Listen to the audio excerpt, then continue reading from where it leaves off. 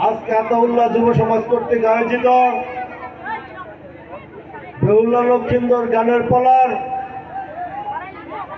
অনুষ্ঠানের সম্মানিত সভাপতি আমার শ্রদ্ধাভাজন মুরব্বী মনসুর কাকা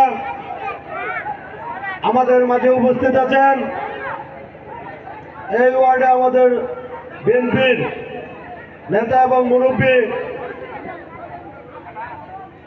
আরশাদ কাকা আমার সাথে সফরসঙ্গী হিসাবে উপস্থিত আছেন।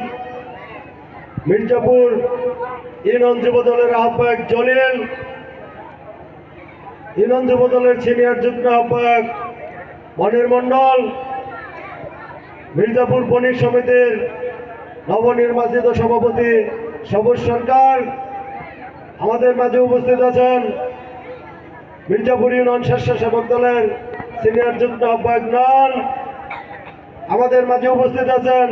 ৮ নং ওয়ার্ড বিএনপির সাধারণ সম্পাদক সুজন, ৭ নং ওয়ার্ড বিএনপির সাধারণ সম্পাদক লিজা, ইউনিয়ন যুব দলের যুগ্ম আহ্বায়ক হানিফ, শরীফ, স্বপন, শাহিন,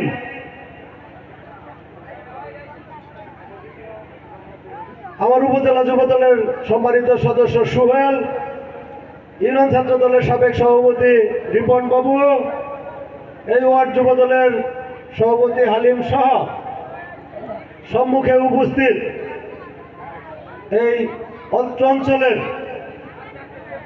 ময়মনসিংহ এবং ডান পাশে আমার মা বোনেরা, আপনাদের সবাইকে আমি আমার ব্যক্তিগত পক্ষ থেকে তথা গোপালপুর ভুয়াপুরের মা মাটি মানুষের নেতা জননেতা আব্দুল সালাম পিন্টু সাহেবের পক্ষ থেকে রক্তিম শুভেচ্ছা অভিনন্দন জানিয়ে আমি ২-৪টি কথা উপস্থাপন করব।